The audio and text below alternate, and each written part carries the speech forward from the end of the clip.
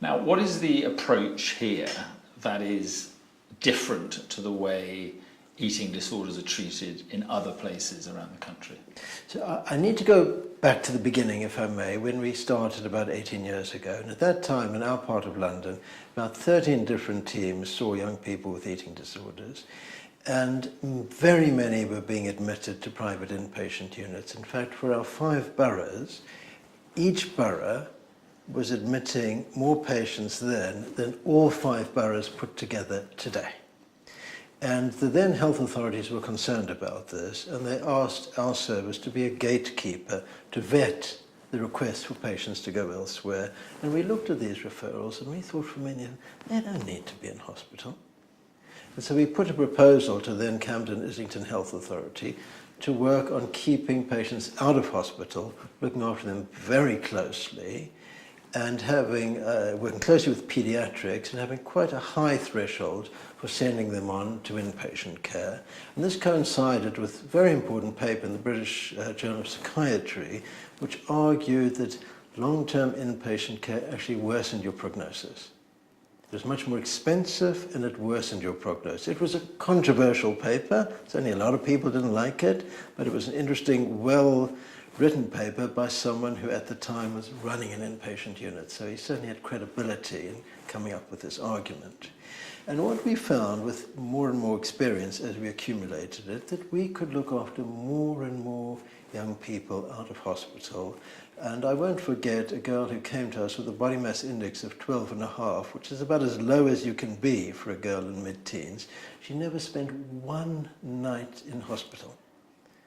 And under the old formula, she would have gone into, or in another part of the country, she would have gone into a residential unit from the day of the first appointment until she reached 100 or 105% of weight for height. She'd been out of school, living away from home. We found that's not as necessary as people once thought it was. And so this liberated us, and so we began to work to what we now have, which is still a work in progress. That it's a general principle. It sounds a bit grandiose perhaps, but one shouldn't be sleeping in a hospital bed if you could sleep happily and safely in your own bed. You shouldn't be eating with professional care. If you can eat with family and friends or with the help of a school nurse, you should be going on holiday with your family, not with the unit outing. You should be going to parties. You should be going to your regular school. You know, if you need to be here, yes, you should be here for as many hours as you need. But we should have a high threshold for taking over your life, expecting you to sleep here, micromanaging you. And we're working very hard towards that, and with close work with pediatrics and with good risk management, that is the thing that we particularly specialize in. So where you're interviewing me today, which is our eating disorder service, there are no beds. We close up at 8 o'clock at night and we go home.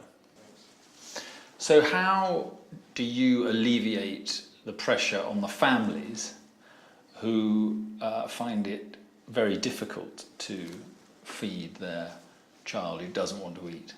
So we've got a large and robust team, and I don't want to give you the idea that we don't help a lot. We help a very great deal. We can see people every day. People can be here all day long. People come in on the weekends, part of the day, the full day. We do home visits. We do school-based work. So we put a massive effort actually into supporting the family, because we know and we convey to the family from the outset that we're a short-lived phenomenon in their lives, and what we need to do to help them to do is to recover their skills and learn how to do this for their child in a firm but loving and compassionate and dignified way.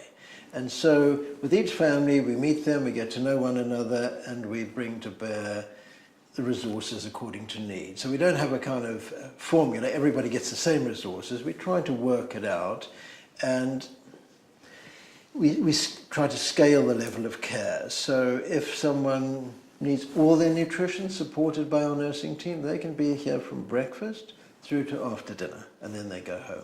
But if their family can do part of it, or the school can do part of it, or they can do part of it themselves, then they might be here for 1 hour, for 5 hours, so that they're here as much as they need, but no more. And the families know that. So your argument would be that it's certainly a cheaper way of dealing with it and a more effective way, you seem to be saying. Well, it costs the NHS much less.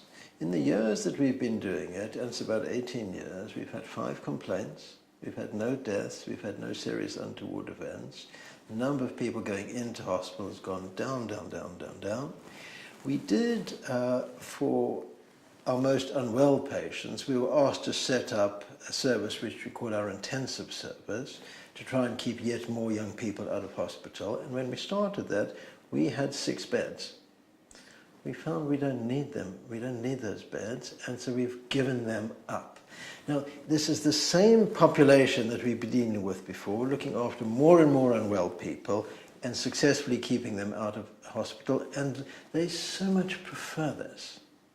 And we don't have any kind of reward or punishment system. If someone's well enough to do something, they should do it. And if they're not well enough to do it, then they shouldn't do it. And this helps with the taking of responsibility, with focusing on what matters, and it gets us out of a kind of cat and mouse game where, you know, the patient with eating disorders is often trying to see if somebody's going to catch them doing something. No, we want them to reflect and catch themselves. So we don't want to take it all over.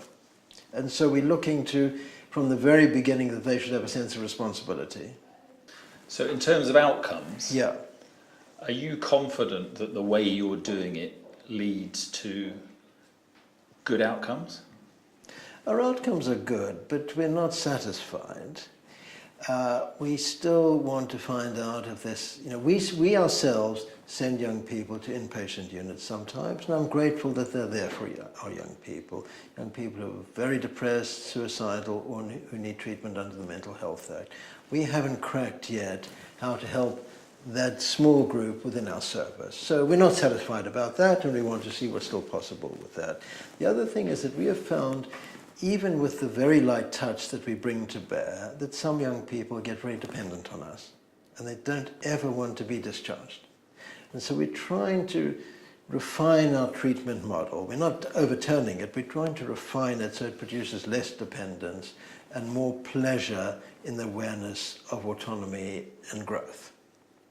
So just be specific about that. What does it cost to treat someone here the way you do it as opposed to an inpatient unit? So inpatient treatment at the moment costs almost £250,000 a year, and people tend to stay at least 6 months.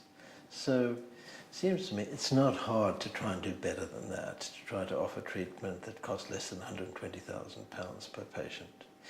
Standard outpatient treatment for eating disorders from beginning to end probably costs about £10,000. If someone needs more intensive treatment, well, our intensive places, purchased by the individual CCGs, each place is £95,000 a year. We get several people through those places, not just 1 or 2.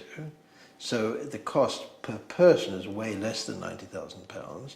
And with that money, because we don't have to run the infrastructure of the 24/7 inpatient unit and everything that entails, we can deliver home-based care, school-based care, support during holidays, all kinds of support that families really, really appreciate, and for way less money, and with this very special benefit of keeping the young person in adolescent life and not in anorexia world.